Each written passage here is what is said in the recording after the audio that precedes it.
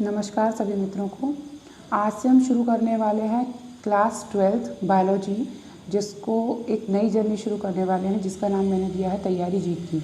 ये जो वीडियोस हैं ये आपको नीट एंट्रेंस में भी काफ़ी हेल्प करने वाली हैं और ये आपके लिए काफ़ी ज़्यादा हेल्पफुल साबित होने वाली हैं। इसमें हम लेंगे आज स्टार्ट करेंगे चैप्टर 1 रिप्रोडक्शन इन ऑर्गेनिज्म। चलिए स्टार्ट करते हैं। यहाँ पर एक टर्म है जिसको हमने बोला है reproduction. As we know, re means again and production means development of new organism।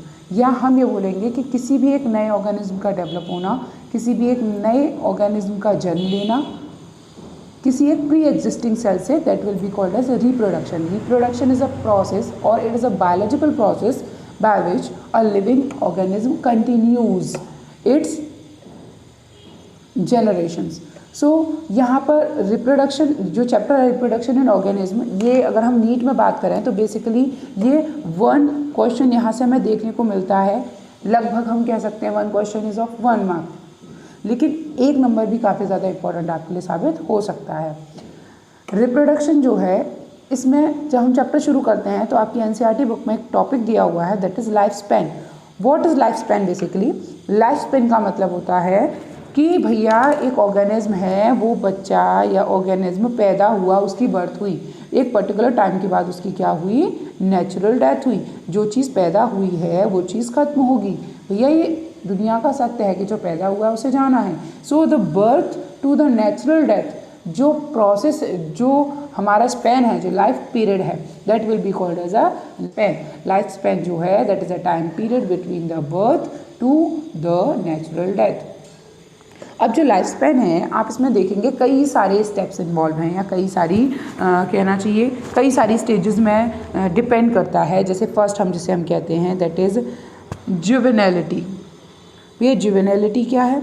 जुवेनैलिटी का मतलब होता है जो ऑर्गेनिज्म जो है ना, जिस पीरियड में वो ग्रोथ कर रहा है, जो ग्रोथ कर रहा है, और किसके लिए ग्रोथ कर रहा है? अप टू द एडल्सेंस जो उसमें ग्रोथ हो रही है, that is called as a juvenility. Basically हम इसे इन शॉर्ट अगर हम कहें तो भैया ये हमारी कौन सी फेज़ होती है? This phase is growth phase. Second जो है लाइफ स्पैन की जो सेकेंड स्टेज है that will be called as maturity. Maturity is a time period, या भैया वो स्टेज है जब कोई भी ऑर्गेनिज्म सेक्सुअली मैच्योर हो जाता है और वो नए ऑर्गेनिज्म को क्या कर सकता है?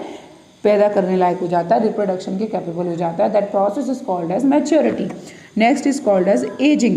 एजिंग, अब समय के साथ साथ कोई भी जो डेवलप हुआ है उसकी एज बढ़ना शुरू होती है, उसमें डेवलपमेंटल चेंजेस आना शुरू होते हैं, दैट इज एजिंग। एजिंग के साथ एक और वर्ड जुड़ा हो रहता है सेनेसेंस, जिसे हम कहते हैं जीर्णता। समय के साथ साथ जो बदलाव हो रहा है, जो एजिंग आ रही है। और लास्ट जो होता है वो हमारा क्या होता है? डेथ होता है। तो हम ये कह सकते हैं कि जो लाइफ स्पैन है वो हमारा शुरू होता है जुवेनैलिटी से, ग्रोथ फेज से शुरू होता है, जो कि डेथ पे जाके रुकता है। अगर मैं ऑर्गेनिज्म की बात करूं तो हर एक ऑर्गेनिज्म के अंदर ये लाइफ स्पैन अलग अलग है। लाइक अगर हम क्रो की बात करते हैं तो क्रो में 15 ईयर्स आपके एनसीईआरटी बुक में दिया हुआ है। अगर हम पैरट की बात करते हैं तो पैरट के अंदर ये दिस इज़ अबाउट 150 ईयर्स। अगर हम टॉर्टोइस की बात करते हैं इट इज़ अबाउट 150 ईयर्स।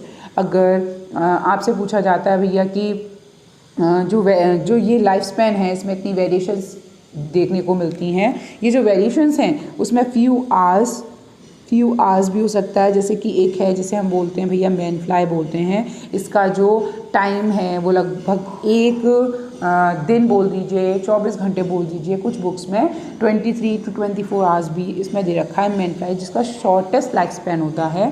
साथ ही साथ यहाँ पर क्रो और पैरट जो है, इनकी भी आप देखोगे दोनों ही बर्ड हैं, लेकिन इनमें आपको काफ़ी ज़्यादा वेरिएशंस देखने को मिलती हैं। तो एक और है इसमें अपना भैया हम कहते हैं स्पोर्स। जैसे आपने हम पढ़ा होगा कि जो स्पोर्स होते हैं उनके अंदर जो लाइफ स्पैन होता है वो थाउजेंड्स ऑफ ईयर्स तक जो स्पोर्स हैं वो रेस्ट फेज में पड़े रहते हैं। तो इस तरीके से आप देखते हो कि थाउजेंड्स ऑफ ईयर्स, इस तरीके से आप देखते हो कि अलग अलग ऑर्गेनिज्म के अंदर जो लाइफ स्पैन है वो अलग अलग है। अब भैया बात ये आती है कि लाइफ स्पैन में वेरिएशंस क्यों देखने को मिलती हैं। सो हम यहाँ पर अगर बात करें कि भैया वेरिएशंस क्यों हैं, लाइफ स्पैन के अंदर जो वेरिएशंस हैं वो क्यों हैं, तो इसका कोई सटीक जवाब तो हमारे पास नहीं है, लेकिन ये ऑब्जर्वेशंस जो हैं वो सजेस्ट करती हैं कि ओल्डर टाइम में, पुराने टाइम में क्या होता था कि भैया ओल्डर टाइम जो था उस टाइम पर जो कंडीशंस थी वो मोस्टली अनफेवरेबल कंडीशंस थी। अनफेवरेबल कंडीशंस के टाइम पर जो एवोल्यूशन आपको देखने को मिला, जो ऑर्गेनिज्म इवॉल्व हुए, उनके अंदर जो लाइफ स्पैन था वो कम था। लाइफ स्पैन कैसा था? लेस था। तो वो ऑर्गेनिज्म अपनी कंटिन्यूटी को रखने के लिए, कंटिन्यूटी बरकरार रखने के लिए या अपनी जनरेशन्स को कंटिन्यू रखने के लिए वो एक बार में काफ़ी ज़्यादा शॉर्ट लाइफ स्पैन था, तो क्या काम करते थे? एक बार में कई सारे, मतलब कहना चाहिए मल्टीपल बेबी हैचिंग करते थे, मल्टीपल बच्चे जो थे वो देते थे, एक बार में कई सारे बच्चे देते थे। जैसे जैसे टाइम हमारा फेवरेबल होना शुरू हुआ तो जो ऑर्गेनिज्म थे फेवरेबल हुआ, तो एवोल्यूशन जो उस टाइम पर ऑर्गेनिज्म के अंदर देखने को मिला, वो एवोल्यूशन में जो ऑर्गेनिज्म डेवलप हुए उनका जो लाइफ स्पैन था कम्प्लीटली वो डिफर था, और हम कहेंगे थोड़ा ज़्यादा था। तो इस तरीके से हम कनेक्ट कर सकते हैं कि हाँ, और यहाँ पर जो बाद में जो एवोल्यूशन हुआ है, जैसे आपको पता होगा कि जो कैट है, डॉग है, ये सब जो है ये भी मैमल्स में आते हैं और ह्यूमन बींग्स भी मैमल्स में आते हैं, लेकिन वो जो है उनके अंदर जो एवोल्यूशन हुआ है उस टाइम पर क्या है कि वो एक बार में कई सारे बच्चे देते हैं। और हमारे अंदर जो एवोल्यूशन है उसके अकॉर्डिंग आप देखेंगे कि हमारे अंदर जो बेबी देने की जो प्रोसेस है, हम मतलब एक बार में ज़्यादा बच्चे ना देके अलग अलग इस तरीके से रहता है। सो जो एवोल्यूशन जो है वो लाइफ स्पैन जो है उसमें वेरिएशंस आपको देखने को मिलती हैं। तो वेरिएशन से एक क्वेश्चन आ सकता है कि आपकी जो एनसीईआरटी बुक है उसमें एक टेबल दी हुई है, तो भैया उसमें कई सारे आपसे पूछे भी गए हैं कि बताइए रोज़ का लाइफ स्पैन कितना है, टॉर्टोइस का लाइफ स्पैन कितना है। तो अगर आप इसको याद कर लेते हैं तो ये आपके लिए काफ़ी अच्छा रहेगा, और हो सकता है इससे आपका क्वेश्चन फंस जाए। तो यहाँ हम एक चीज़ अपने माइंड में सेट करेंगे कि life span does not depend on size, but कुछ ऑब्जर्वेशन ये सजेस्ट करती हैं कि ये हो सकता है कि क्लाइमेटिक कंडीशंस के अकॉर्डिंग क्या हुआ होगा, लाइफ स्पैन जो है उसमें भी चेंजेस हुए होंगे। तो लाइफ स्पैन के बेस पर हम ये तो डिसाइड कर सकते हैं कि भैया जिस चीज़ की आपने अभी पढ़ा कि जो बर्थ है और बर्थ से लेके जो भैया जो डेथ है उसकी, that period is life span. But एक ग्रुप है हमारा जिसे हम बोलते हैं यूनिसेलुलर ग्रुप, जो हमारा है यूनिसेलुलर ऑर्गेनिज्म का जो ग्रुप है, ये एक बहुत अच्छी सी लाइन दी हुई है एनसीईआरटी में कि भैया जो यूनिसेलुलर ऑर्गेनिज्म है वो इमॉर्टल होते हैं। इमॉर्टल का मतलब है भैया ये कभी मरते नहीं हैं। हम ये कैसे कह सकते हैं इस चीज़ को? जैसे कि आपने देखा है in the case of like unicellular organism में हम अमीबा ले लेते हैं। चलिए, ये मेरा अमीबा है। अमीबा जो है इसके अंदर जो लिक्विड भरा हुआ है दैट इज साइटोप्लाज्म। अब ये जो डिवीज़न करता है वो बेसिकली किससे करता है? बाइनरी फिजन से करता है। तो ये एक सेल जो है वो इलोंगेट हो गई, इसका जो न्यूक्लियस है ये न्यूक्लियस इलोंगेट हो गया, दो पार्ट्स में इस तरीके से डिवाइड हो गया, और ये फिर थोड़े टाइम के बाद अपना अपना साइटोप्लाज्म लेके क्या हो गए? अलग हो गए। तो आप देखोगे कि जो एक पेरेंट सेल है उसी पेरेंट सेल से क्या बन गए? दो डॉटर सेल्स बन गए।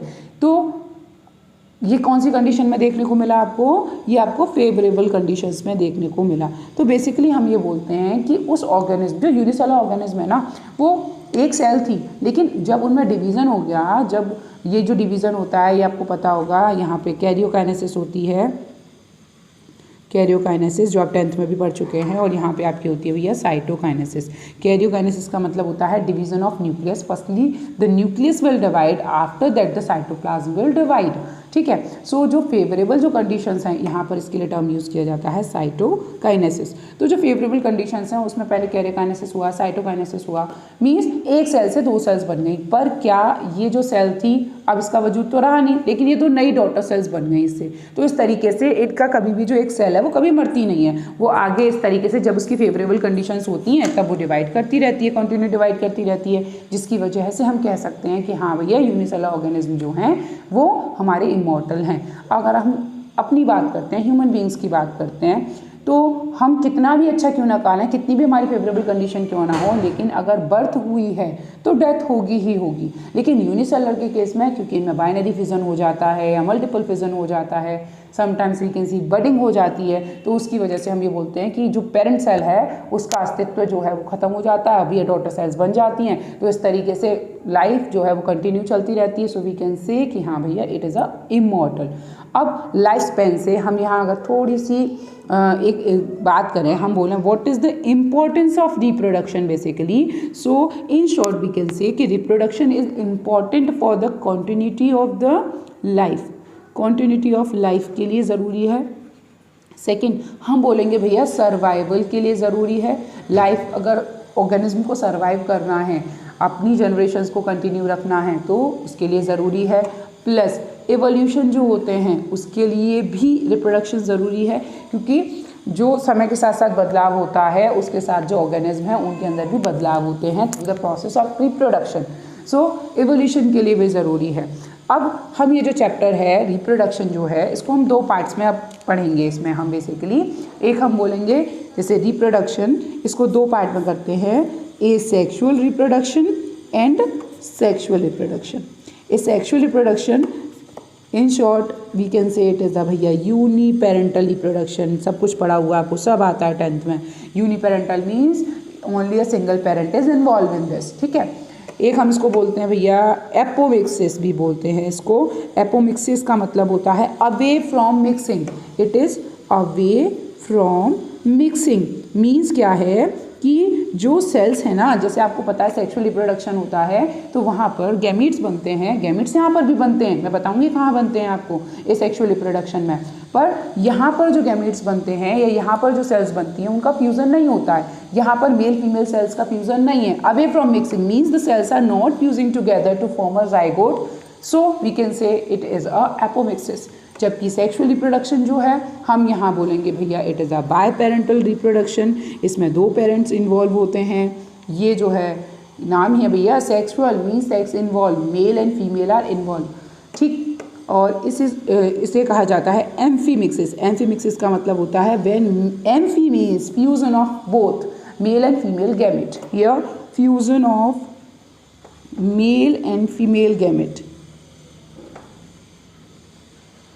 male and female gamete takes place, so that will be called as a amphimixis.